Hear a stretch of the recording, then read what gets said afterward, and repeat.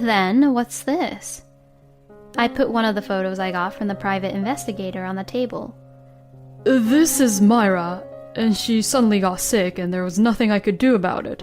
So we went into a hotel. We didn't do anything here. Then, what's this? I took out the second photo as I said this. For this one, I got sick and... Then what about this one? Without pausing, I take out the third picture. This is, My name is Victoria, and I am 35 years old. I am currently the owner and manager of a certain restaurant. It started out as a small restaurant, and after 10 years, it has grown to become one of the most popular restaurants, and now it has about 15 employees. I married my husband Ted a year ago. My husband, who is 3 years older than me, was originally one of my store's regular customers. My first impression of him was that he's a bastard who talks without thinking and gets easily carried away. Later, this first impression would prove to be true, but I had no way of thinking that at the time. My husband visited the restaurant many times, and each time he would try to talk to me. Moreover, he always came to the restaurant just before the last order. This is also the time of the day when I would naturally have more time for conversation if he spoke to me. You're always working alone until the end. Thanks for your hard work. I fell in love with these words. It even made me forget about my initial impression of him. To begin with, I had stayed away from love since I was traumatized by my ex-boyfriend's affair. I was afraid of getting hurt again. When my husband asked me to go out with him, and I told him about my past trauma, he was very upset. I can't believe he would do that to you, Victoria. There is nothing wrong with you. You don't have to drag out that past. I would never let you feel that way, Victoria. I was so moved by his words that I started dating him. However, despite my worries I had of him, my relationship with my husband was going well. I was running a restaurant, so I didn't have much time for dates, but on the days when I couldn't see him, he would come to my restaurant to eat as a customer. I thought my husband was such a kind man and became more and more infatuated with him. When my husband asked me to marry him a year ago, I was delighted and accepted his proposal. I was happy every day. But that happiness slowly began to crumble after 6 months as a newlywed. 6 months into our new marriage, my husband quit his job and returned home. And he resigned suddenly one day without even telling me about it beforehand. And he started to say it all on his own while I had no option to even argue about it. I quit my job to help out at the restaurant. What? No, my current employees are enough. That's not true, is it? If I come in as an accountant, Victoria, you can focus in the kitchen, right? No, I've asked my accountant to take care of the store, so that's not a problem. Then why don't you fire your accountant and I'll do the accounting? I've known my accountant since we opened the shop, so he understands what I need to do, and I have no intention of terminating our contract. What? Even though I'm here? I was pretty irritated at this point. I loved my husband, but I had no intention of having him involved in the store. My husband had his own work, and I never thought he would get involved with my store, business-wise. He was a salesman, not an accountant. There was no way my husband, who had no expertise in such a field, would be able to handle the accounting field. Anyway, my store will be fine, so why don't you find a new job? Oh, well, I'll work in the kitchen first then. Huh? What do you mean the kitchen first then? I've been telling you from the beginning, right? I don't need your help. That tone makes it sound like you're looking down on my shop. I'm sorry. I was saying things without thinking, you know. I'm really sorry. I just thought it would be wonderful if Victoria and I could become a couple and run a restaurant together. I'm really sorry. No, that's not possible. In the end, I forcefully ended the discussion that day. However, 2 weeks after this, he was working in the kitchen.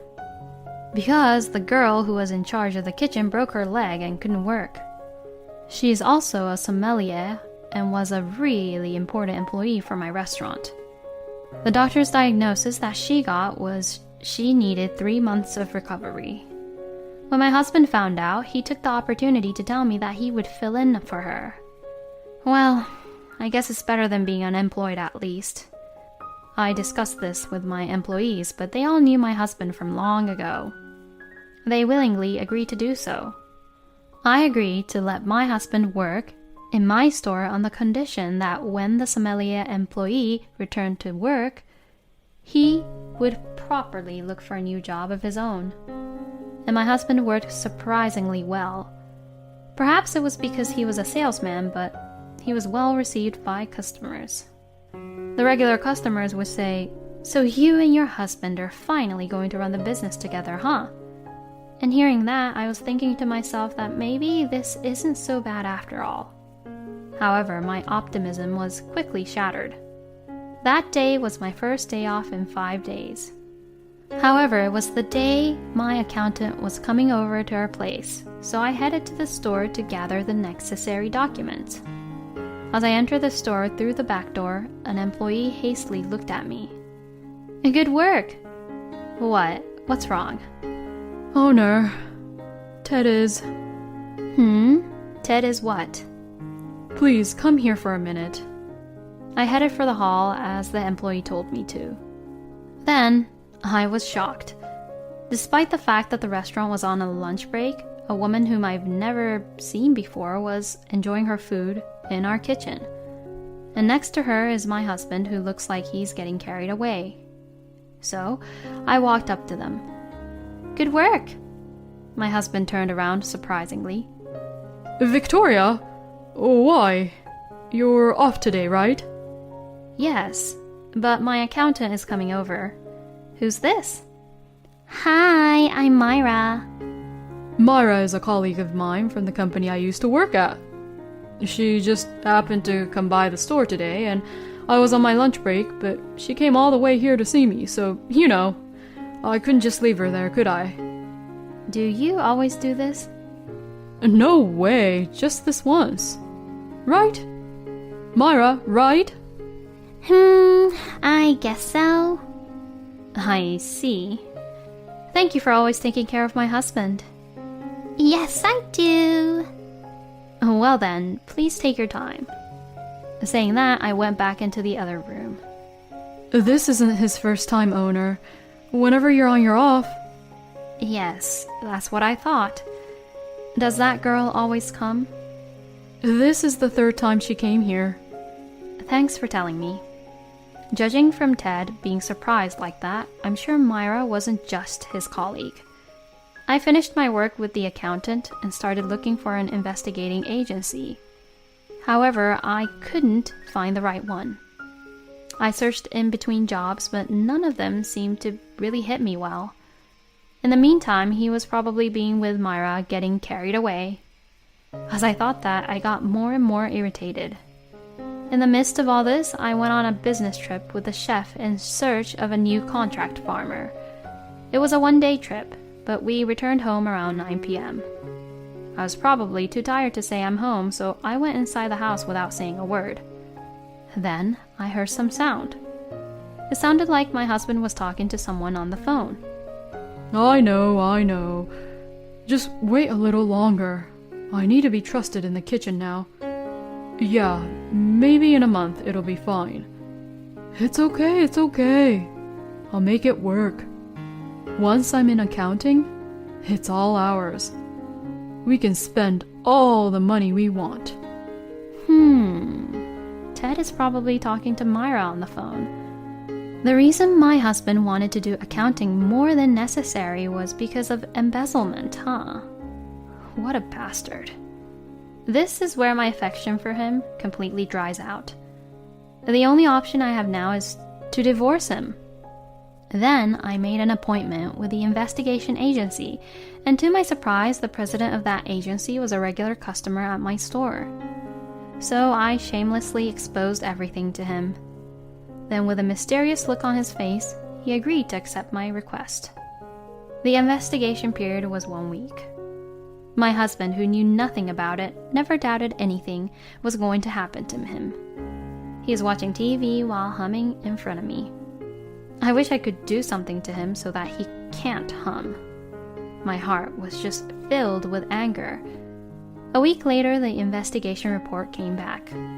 The result was shockingly what I had thought. I definitely needed to punish Ted for what he has done to me. I decided to take a revenge on him 3 days later on a regular holiday. I invited all the people involved to the store that day. I told my husband that we were going to discuss a new menu at the store. My stupid, simple-minded husband must think he is one of the core members of this store. I could also see that he is in a good mood. Yes, you are the star of the show today.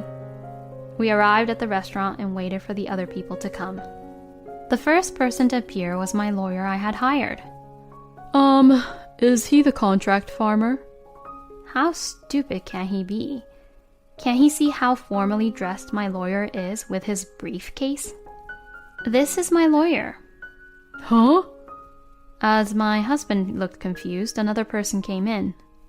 What? Mom? What is it? Calling me out of the blue like this? Well, let's talk about Victoria's request right away. Victoria demands a divorce from her husband. Huh? Huh? Ted and his mother, Wendy, overlaps each other. What do you mean? You're having an affair, aren't you? No, I'm not. Of course not. Then what's this? I put one of the photos I got from the private investigator on the table. This is Myra, and she suddenly got sick and there was nothing I could do about it. So we went into a hotel. We didn't do anything here. Then, what's this? I took out the second photo as I said this. For this one, I got sick and... Then what about this one? Without pausing, I take out the third picture. This is, Oh, that's enough. You don't like this woman, do you? Then why don't you just get a divorce? You don't need a woman like that, who eats all the money away. What? What do you mean about me eating all the money away? Victoria, you approached my son Ted for his money, didn't you? I knew that. This store, that house, the car, everything. Ted is working so hard to make up for the deficit, yet you want to divorce him and take his share of the property, right? You're a despicable woman. Excuse me? What the hell is she saying? Since you're like that, that's why he cheats on you. It can't be helped. I'm for the divorce, but I can't give you anything. From now on, I'll take care of the store, the house, the car, and everything that belonged to you. You will be on your own. I look at my husband. My husband looks away in an obvious way. I see. Oh, well, I guess you're not needed as his wife now. Myra came in through the door. I heard everything from outside. But if it all belongs to Ted, then there's no problem, right? Even if Victoria finds out about our affair. Myra, let's see. Let me just organize everything right now. First of all, Wendy, this store, that house, and the car, those 3 are all my properties. Huh? This store is the one I have been working on for the past 10 years. I am the owner. In other words, I manage this shop. I have owned the house and the cars since before I got married to Ted. Therefore, nothing goes to you. Wait, what do you mean? Don't you understand? It means that your own son lied to you. Right, Ted? I guess I misunderstood a little. Huh? You said you were going to get the money soon. Hey, Myra, just get the hint, will you? No, I know. You wanted to get into accounting because you wanted to embezzle the store's money, right? You've got to be kidding me, seriously. And just in time, the next two visitors arrived. Jane! Why? What in the world is this? And you too, Chloe? Why? Welcome. I'm Ted's wife. Wife? Wife? The two of them widen their eyes and won't move.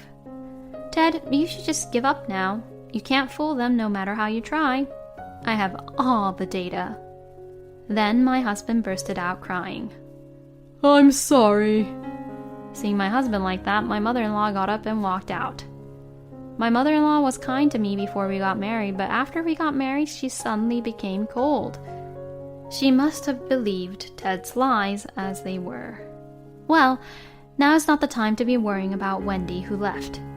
I have to crush my husband. He's crying even though he did everything to himself. What a pathetic scumbag. Jane and Chloe immediately apologized to me. Neither of them knew that Ted was completely married. I had also already investigated that. I apologized to them that my husband was sorry and promised to cooperate with them in sanctioning him at a later date, and had the two go home. And now it was Myra who trembled with anger. Ted, what do you mean by all of this? You said you wanted to divorce your wife. You said you would marry me if you divorced your wife. And who were those women just now? Ted then slowly looked up. There's no way I'd do that for you. Myra, you and the girls from earlier on were there so that I could just have fun and play around. I don't want to marry a stupid girl anyways. I want a really smart girl for my wife.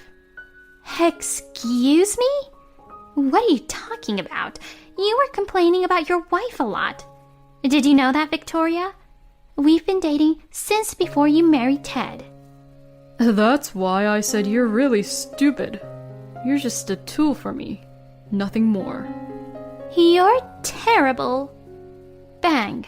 My full swing hit my husband clean on his left cheek.